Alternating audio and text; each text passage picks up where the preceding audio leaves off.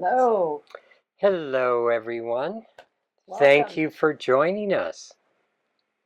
and thank you for joining us on this auspicious day of the 8th of August, 8/8, Lionsgate, and it'll be a fun opportunity to be with you and take a deeper walk into our book together and see how that's a part of this amazing transformative time that we're in. Starting at the bottom of page 50, most of us are unaware of how our emotional and mental bodies also participate in our isolation from the divine patterns of creation that flow from the higher levels, which are crucial for our health and well-being. From the moment of birth, our 3D awareness, that's our ego, starts focusing on survival, on the things we need and the things to avoid. The main feedback mechanism for this process is called our emotional body, and it exists on the fourth dimensional level of our being. The emotional body is full of colors for those who have developed the higher ability to see the human aura. But for most of us, it's invisible. So, what this really means is that when we're born and we come into this body, we start reacting to the world around us, and the way we react and what we're feeling, it's all based on our survival, our food needs, our comfort needs, all these needs and all these concerns we have. It really comes down to the human body just generates one emotion, and that emotion is fear. It's the anger, the upset, the sadness, the guilt, all these things that are based on our survival that come from the human body are based in a fear reaction that's all generated at the base of the brain called the amygdala. It's where all these negative emotions are generated. When we feel love, when we feel joy, that's when higher self is coming through. That's when the higher aspects of our nature, that's when soul is touching us to fill us with joy, to fill us with that feeling of connection, to fill us with that feeling of belonging. And that's the challenge, because you see, the fear surrounds our body in this field I've just described called the aura.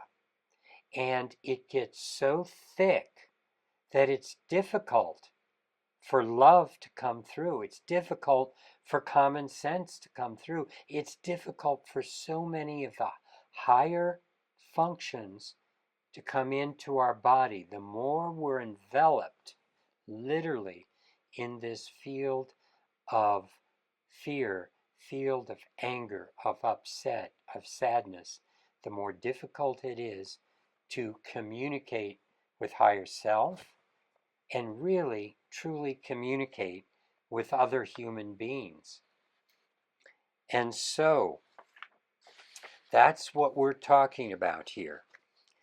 This field, it exists very close to our physical body, creating a cocooning effect with its field of energy surrounding us. There are two distinct sources that input information into this field, and that's what I just described. What comes from the body are the survival mechanisms, with some of them referred to as the fight or flight response. That's a classic reaction. Are you going to fight or run? And that's a survival mechanism, which is fear, and fear is what generates it.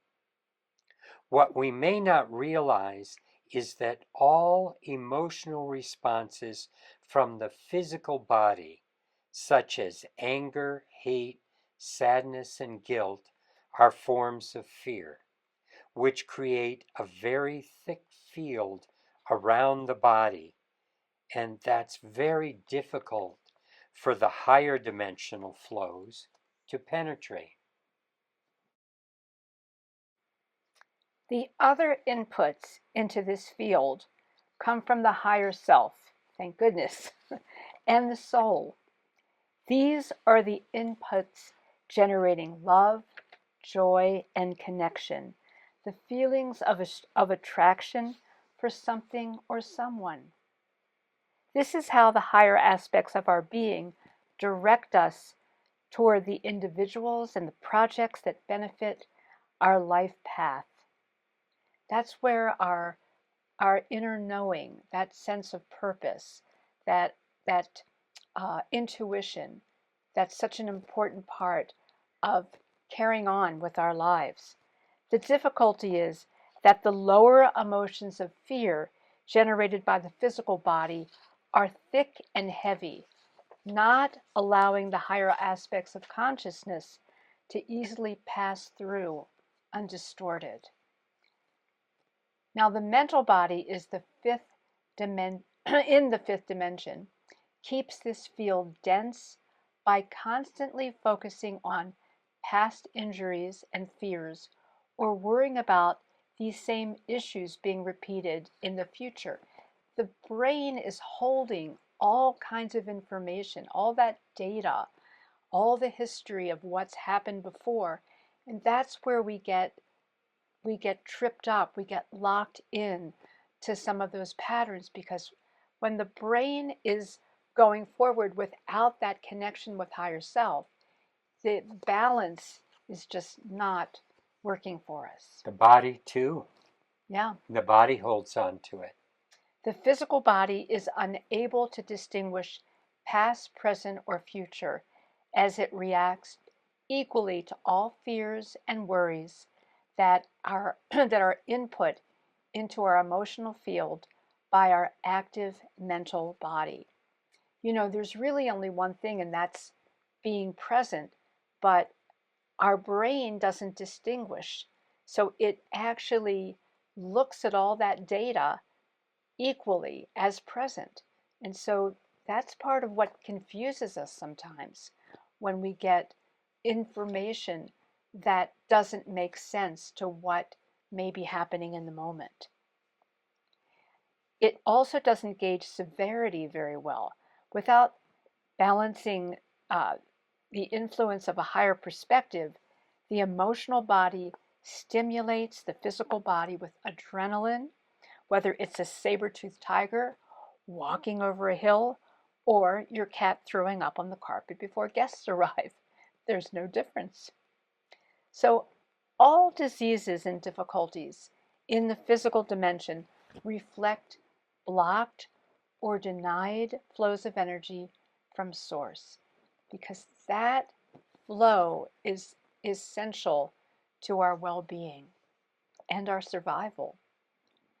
On its own level, the mental body plays a major role in stopping the wisdom of soul from coming through. A runaway mind is constantly moving in so many convoluted directions that it ties itself into thick knots of stress by focusing on daily problems and difficulties.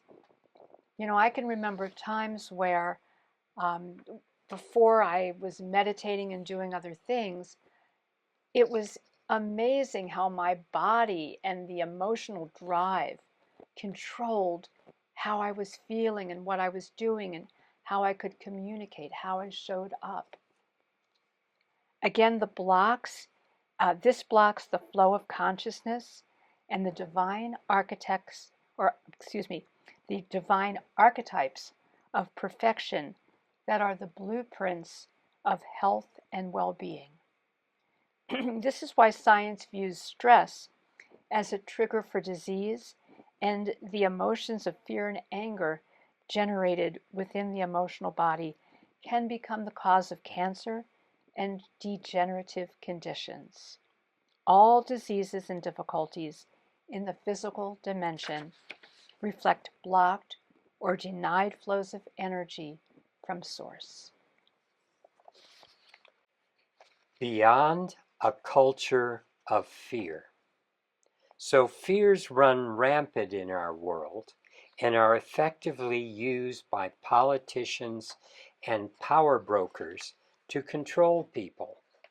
Their rhetoric stimulates fear within the emotional body, creating thick walls around each person, depriving them of coherent, inclusive thinking that comes from a higher self. This is why you can see in a lot of populist politics around the world, there's always an us and a them, because then those people can use that fear to control people.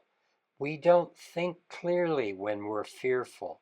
We don't think inclusively that others are the same kind of beings as we are, with the same desires and wants and needs. And so, that inclusive thinking comes only when we start working with higher self.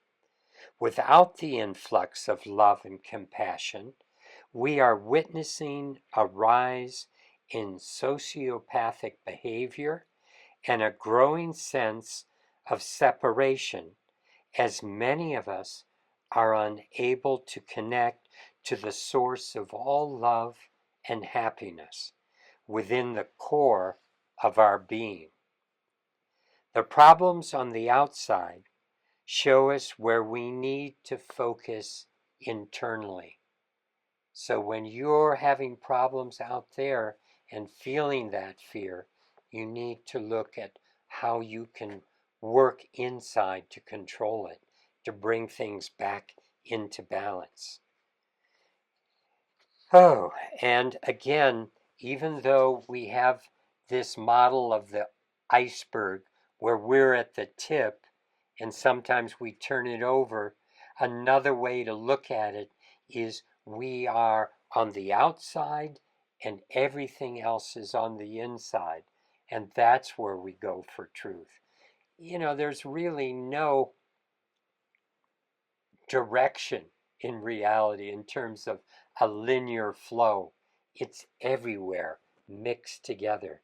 So looking inside is where you need to go for the truth. We don't realize how deeply we're steeped in this culture of fear. People are constantly approaching our business metaphors for tools to protect them from electromagnetic frequencies, EMFs.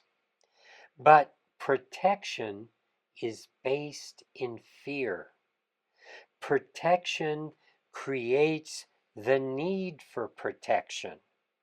Instead, the solution is higher consciousness and higher connection.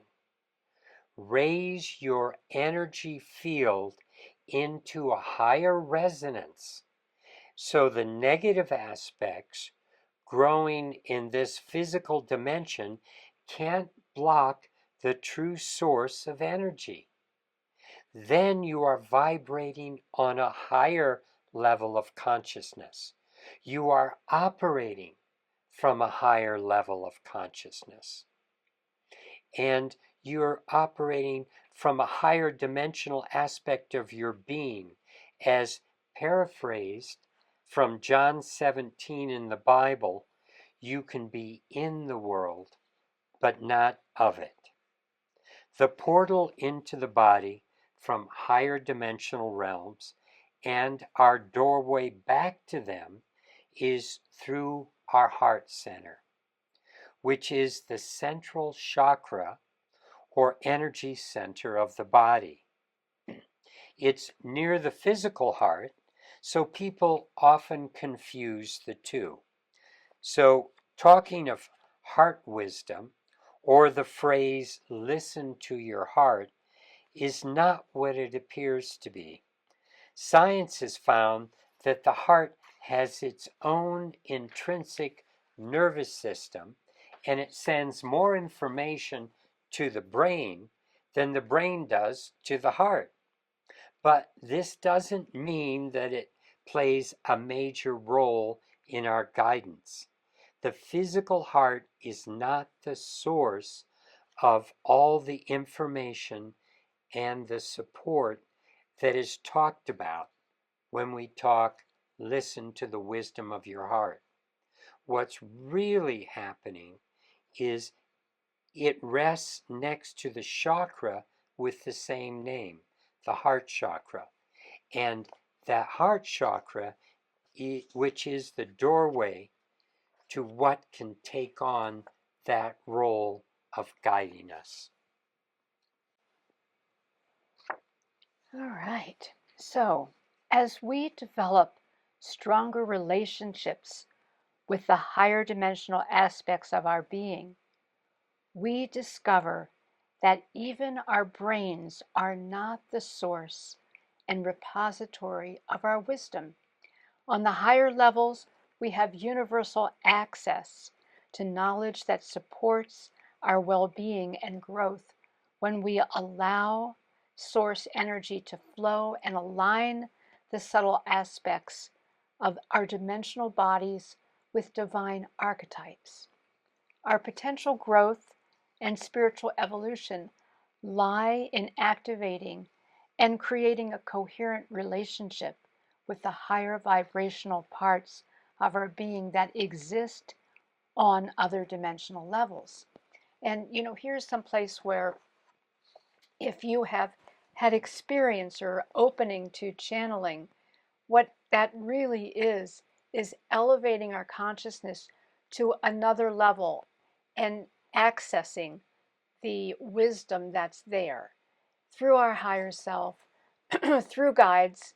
Um, it is a, a very accessible way that we can learn so much more. It's something that I did many, many years ago and found that it contributed to so much knowledge. And also, there was an energetic component. I could really feel that energy coming into my body of higher wisdom, of source, of that connection. And so these are really important things that we can learn more and more about. So it's time to release the phrase from the heart and replace it through the heart. All thoughts, feelings, and actions begin first on the higher dimensional levels before moving into the physical dimension. There are no causes in the physical dimension, only effects. If we want to be in control of our life, if we want to be creative, if we want to be filled with the love and joy that never dies, then we need to integrate the biggest part of ourselves where all these potentials exist. Human beings have been struggling with forging these higher relationships for thousands of years, but eventually something changed. We have entered an accelerated cycle of growth, and with the way universe seems to balance energies, we're also witnessing an expanding impediment to that growth. We need to recognize the play that is unfolding and choose the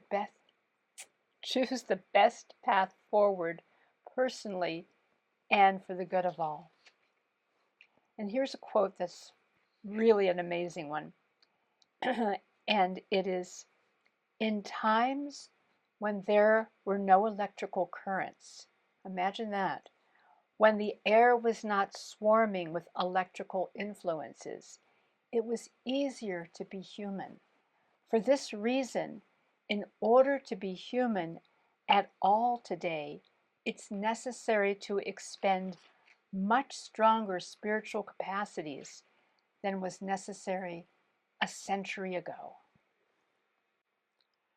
So, a century ago, but listen when this quote was made. This is a very powerful statement, and it is even more striking when we understand who said it and when. This was shared in a lecture by Rudolf Steiner in 1917. He was a brilliant Austrian philosopher and founder of Waldorf education. He understood the workings of our higher dimensional bodies and was clear on the issues facing our spiritual growth. The dramatic shifts that he witnessed in human beings due to electrical currents were occurring only 24 years after Nikola Tesla lit up the World's Fair in 1893. So when he said that, the air was swarming with electrical influences, this was only 25 years after Nikola Tesla lit up the World's Fair. There was so little going on in our world at that time. And yet he noticed the differences. So there was almost no electricity at the time Steiner spoke compared to the overload of electrical frequencies that we have over 100 years later today, ranging from radio waves to microwaves and X-rays and gamma waves. Notice how he phrased his concern that it was easier to be human before the invasion of electrical currents. Our humanness, our compassion, and our wisdom come from integrating the higher dimensional aspects of our being into our physical expression. So that's exactly what we're talking about. We have this need to incorporate these higher aspects of our being, the higher emotional body, the higher mental body, the soul, the higher aspects of our being. That's what makes us human. That's what allows compassion and relationship, connection to flow through us. Then we can feel what another human being is going through. Whether they believe the same as us, whether they look the same as us, whether they live in the same place as us, we all have such a basic affinity to what it is to be human. And that expands when we take on the fullness of our being. And yet, that fullness is blocked by these electromagnetic frequencies. And changes start happening in the subtle energy bodies long before they are evident in the physical body.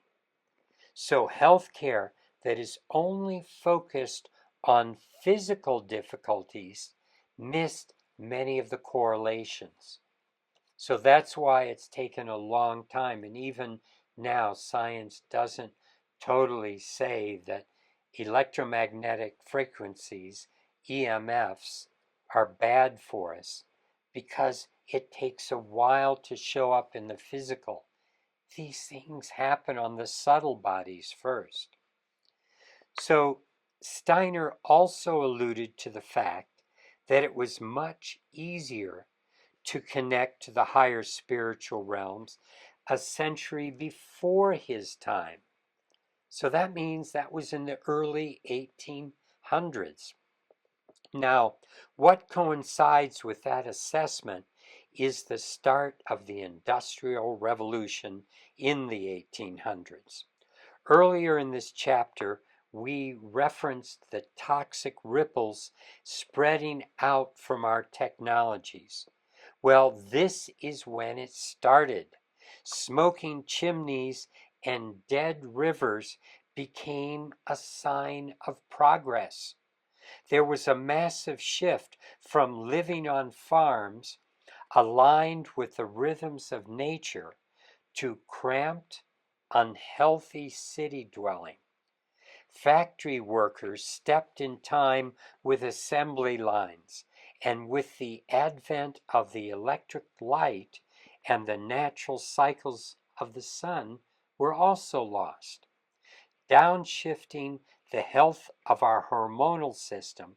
That's what happened when we started shifting our cycle with the sun. Our hormonal system started suffering, and that was linked to these natural rhythms.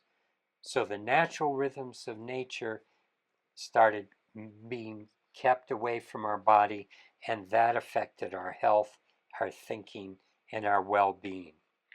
Today, we have microplastics and toxins running through our bloodstream, and daily interaction with computers, smartphones, and 5G run homes. All of this disrupts our connections to the higher aspects of our being, resulting in deteriorating physical, emotional, and mental health. We are experiencing rising sociopathic behavior, infertility, new diseases, and a stressed mindset driven by separation and fear. Okay, I think you're reading the last thing. Oh, Remember? oh, The solution. I'm for it. sorry. We changed this. I get to read this part. The solution is not to abandon what we've created, which would be impossible. We wouldn't have this communication tonight if we had to abandon all of what we've created with technology. But it's important to recognize the issue and start including technologies and wisdom that would offer energetic balancing. And that's what we've been doing with our tools for the last 40 years, attempting to bring about balance in this situation that is getting skewed toward our unhealthy behavior and well-being. Okay. So all these negative effects are based on disconnection from the flow of source energy and the resulting lack of consciousness. The solution is not to abandon what we've created, which would be impossible, but to recognize the issue and start including technologies and wisdom that offer energetic balancing. We start by fostering our own higher consciousness, our own higher connections, and then expand outward to service to all. So the rest of this book is dedicated to this solution through the wisdom of sacred geometry, because it is a universal language that is spoken on every dimensional level of our being. We can draw upon its elements to construct technologies based on harmonic resonance, like a C tuning fork that vibrates with a C tone. We can create relationships with the higher dimensional realms, allowing energy flow into our third dimensional lives and establishing divine alignment.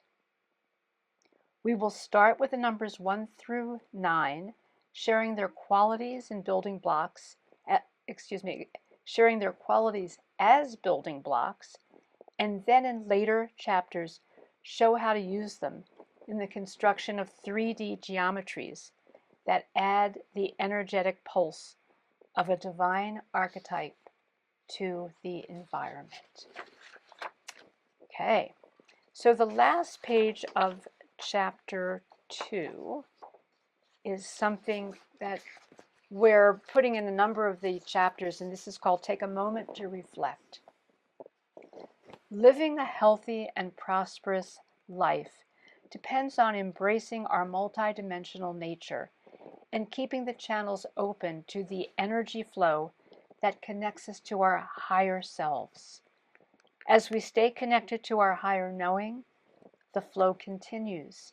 However, the human emotion of fear cuts off this essential flow.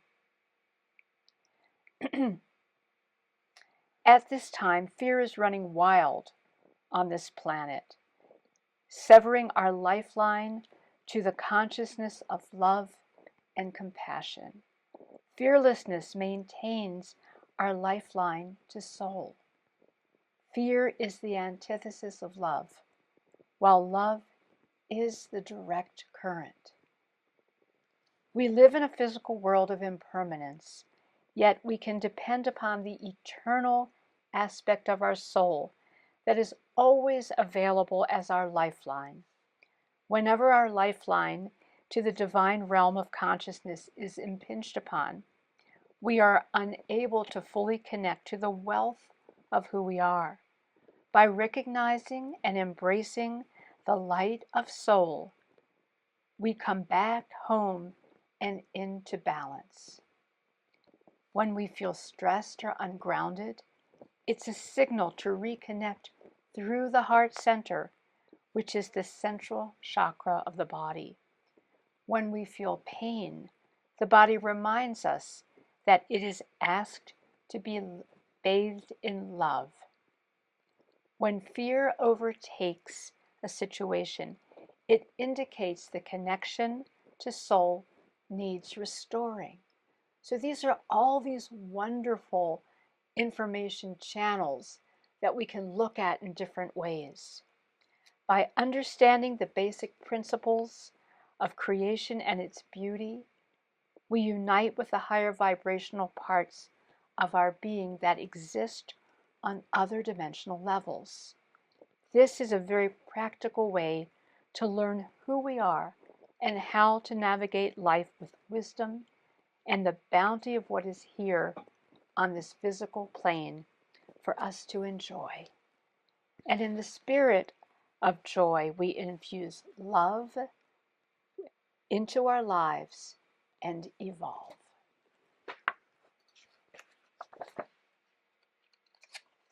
Okay, and that ends Chapter 2. Chapter 2. Woohoo. All right. So, Chapter 3, which is entitled 1 and 2, the Divine Masculine and Feminine, and such an important time to be bringing this knowledge back into us. And we started this chapter off with someone who was a mentor to me, someone that really stimulated so much growth for me, and that was Buckminster Fuller. So here's his quote that I just love. You do not belong to you. You belong to the universe. The significance of you will remain forever obscure to you, but you may assume you are fulfilling your significance if you apply yourself to converting all your experience to the highest advantage of others. Make the world work for 100% of humanity in the shortest possible time through spontaneous cooperation, without ecological offense or the disadvantage of anyone. Nature is totally efficient, a self-regenerating system. If we discover the laws that govern this system and live synergistically within them, sustainability will follow, and humankind will be a success. Never forget that you are one of a kind. Never forget that if there weren't any need for you in all your uniqueness to be on this earth, you wouldn't be here in the first place. And never forget, no matter how overwhelming life's challenges and problems seem to be, that one person can make a difference in the world. In fact, it is always because of one person. that all the changes that matter in the world come about. So be that person, that one person. R. Buckminster Fuller. Each of us has an important role to play. The soul journeys into the physical realm with exquisite capability and gifts. It is up to each individual to reach the resonance that enables those talents to be revealed and nurtured. Through all the twists and turns in our lives, we grapple with experiences that can lead us astray and eventually resolve issues to gain the deeper connection that we long for. The answers we seek are reflected in our physical lives. However, the causes are all held in higher dimensions. Remember, we shared that with you earlier. There are no causes in the third dimension, which really throws us off. It starts on a higher dimensional aspect of being. Even that ball that goes through the window, it happens on some emotional, mental, some level other than the physical level before it shows up here. So the answers we seek are reflected in our physical lives. However, the causes are all held in higher dimensions. As we better understand energy and resonance, we are equipped with tools that give choices to attract what we want in our lives. This chapter will help you recognize who you really are and how to navigate your soul or with your soul at the helm. We live in a world of creative potential that travels a scale from dark to light, despair to joy, confusion to clarity. Frequency measures how the energy vibrates, and resonance occurs when there is similarity that enables transfer of energy. So when you walk into a room that feels joyful, your mood takes on those feelings if you're open to receiving that state. When you spend more time around people who are financially successful, your chances of being more successful rise. The resonance of energy serves to align you with various qualities to choose from. Understanding how energy creates life is analogous to receiving the operating guide for planet Earth. So, pure energy is formless, yet it is in a state of evolution, prepared to take on shape and function in specific patterns that we see all around us. These patterns are archetypes or models that form the structure and guiding principles for all life that can be animated by consciousness.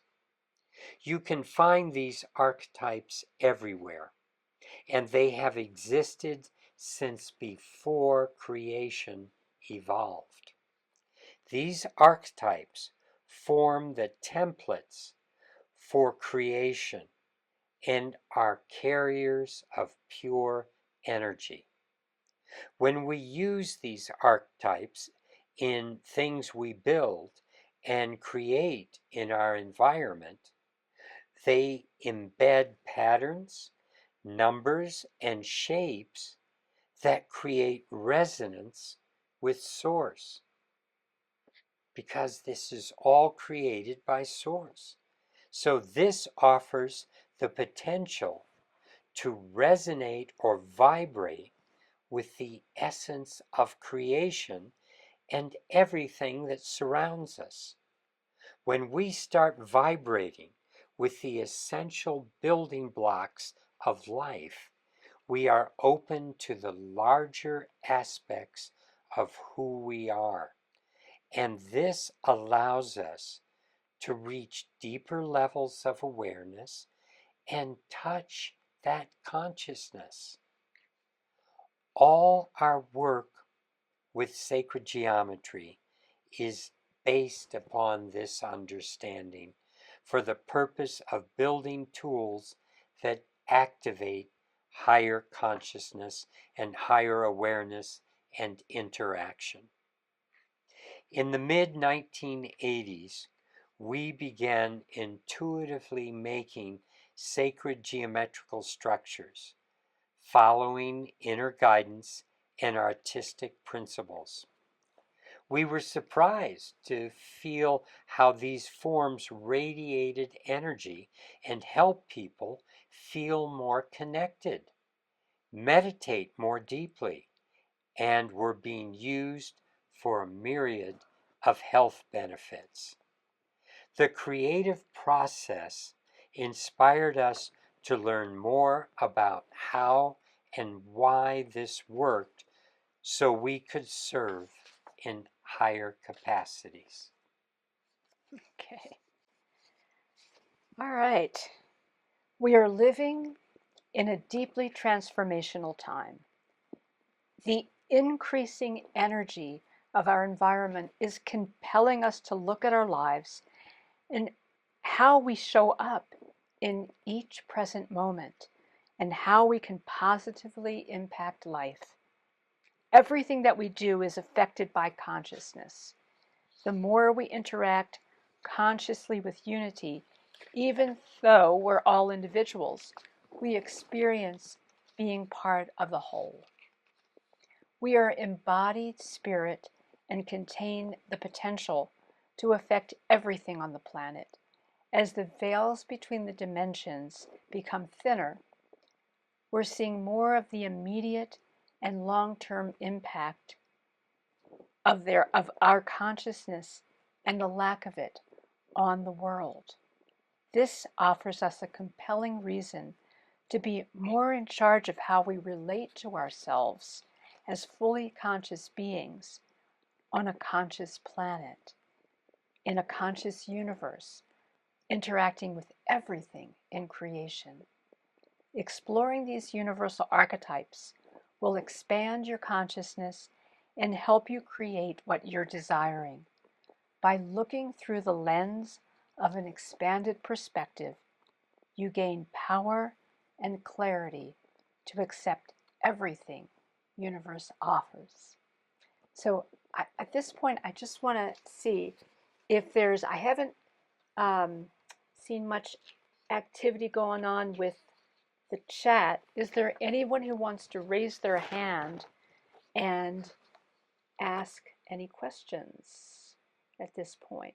I did see one question from about, do you have EMF stickers for electronics?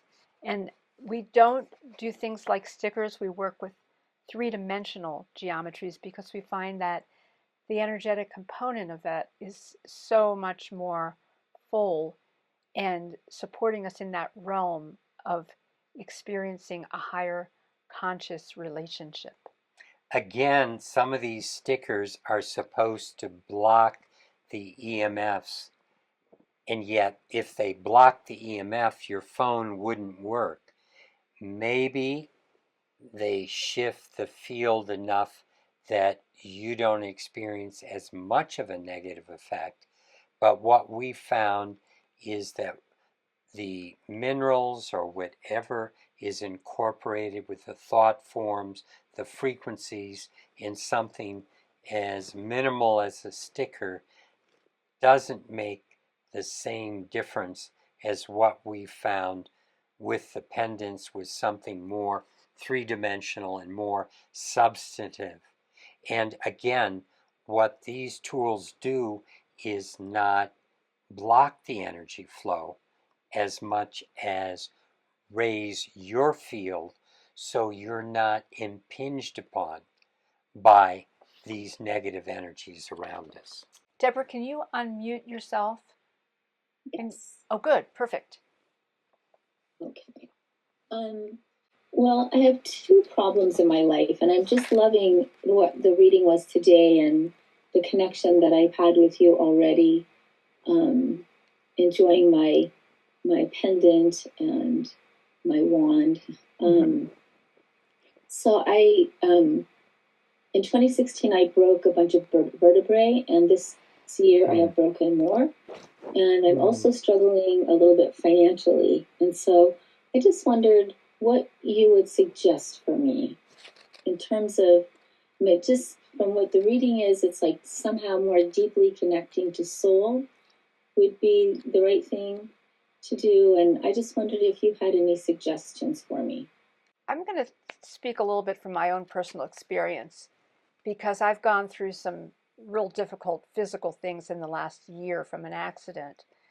And, I think part of what happens with these situations like you're speaking about and what I'm going through is it challenges us to take that step beyond anything that we may have imagined before for our lives.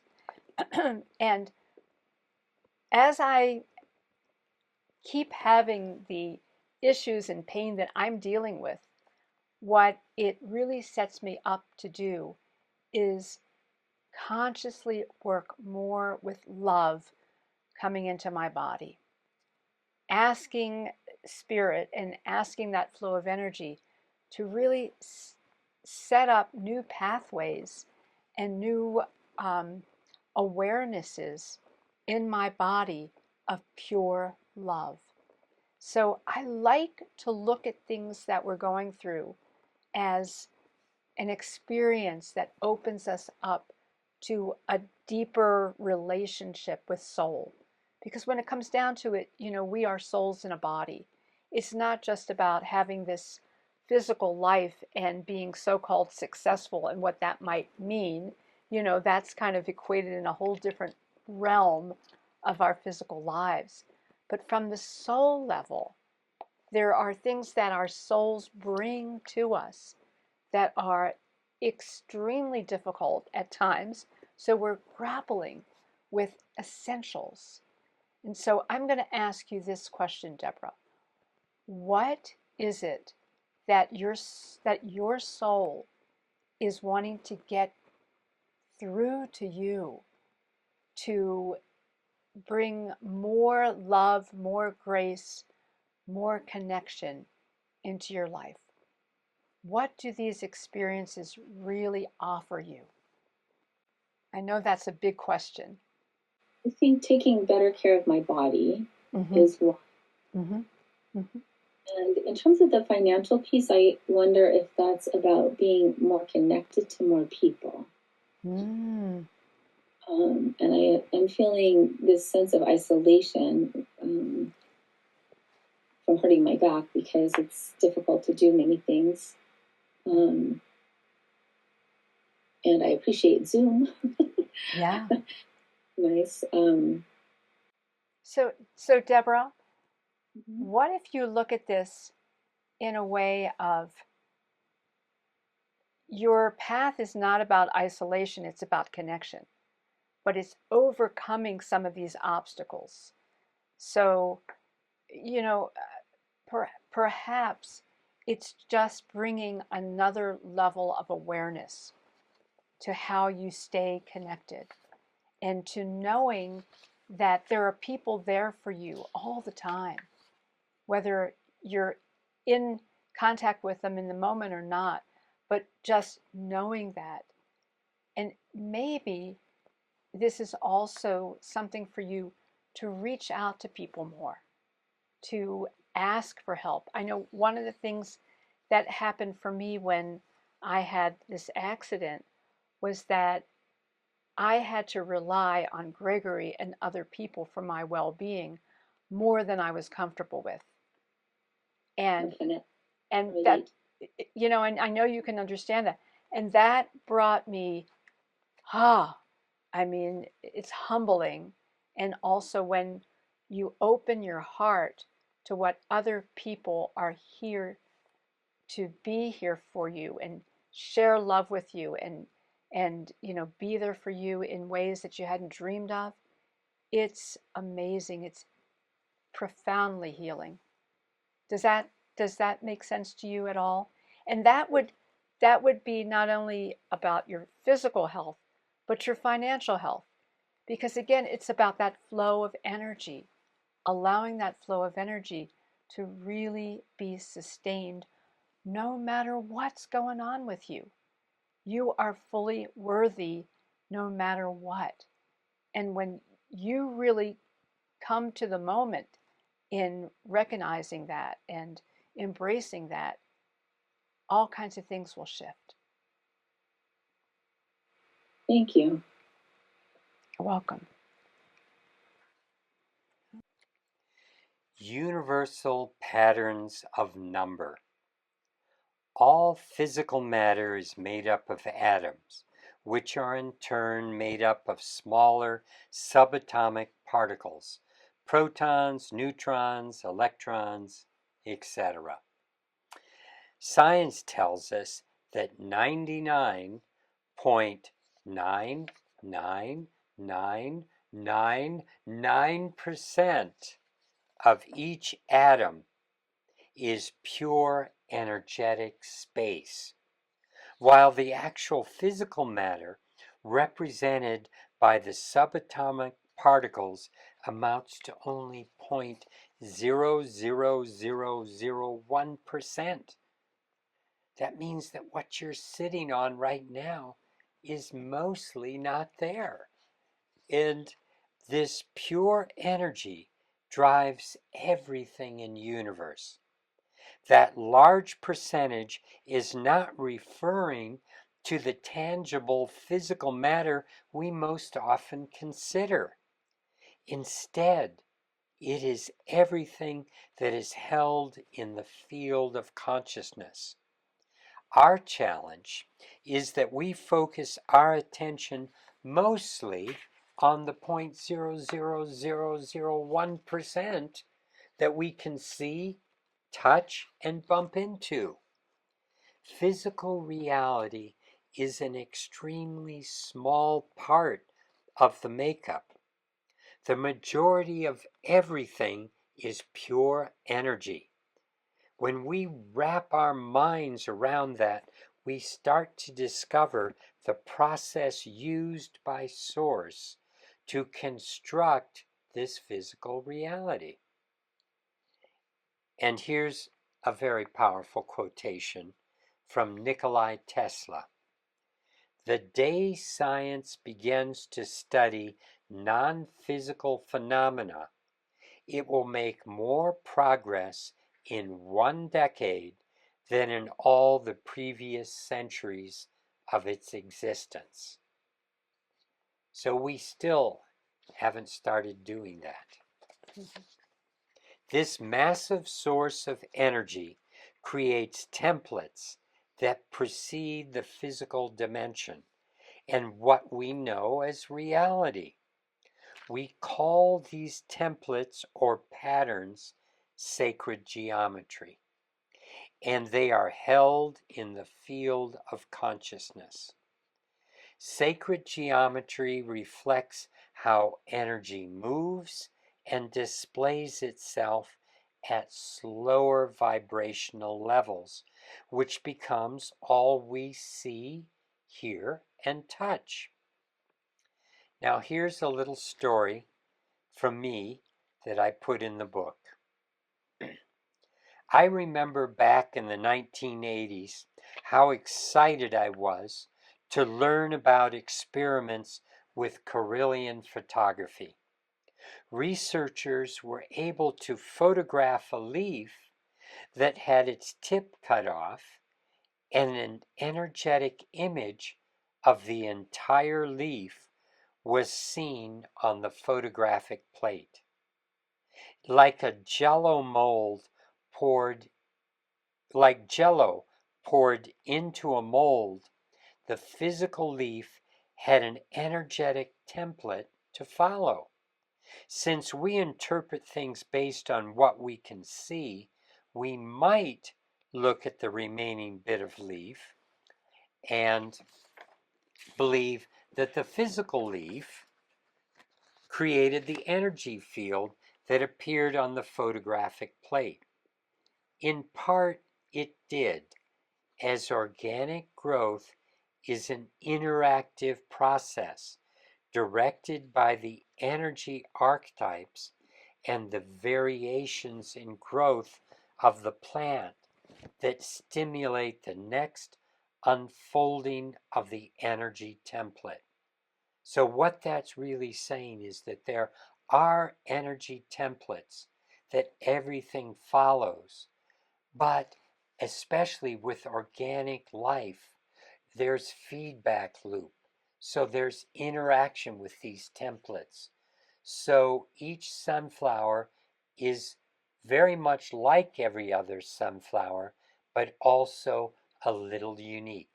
Just like each of us, we're very much like every other human being and the way we work and are functioning inside, and yet we have unique aspects that we have co-created with spirit. Okay. All right, let's go just a little bit more if you're This willing should to. be the last one, okay? Okay.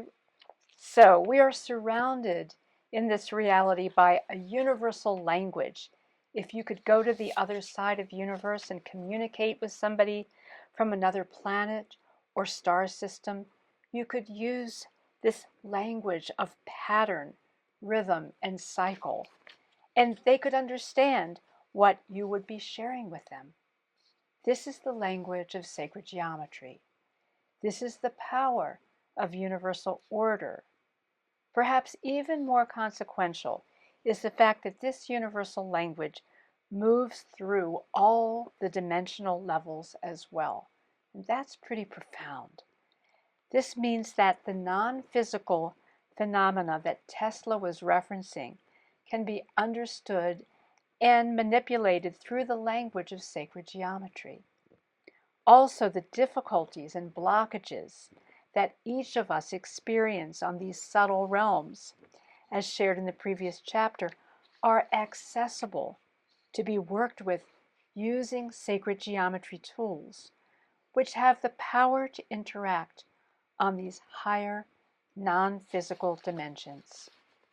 We find that everything, flowers, seashells, plants, animals, follows this immutable order of creation.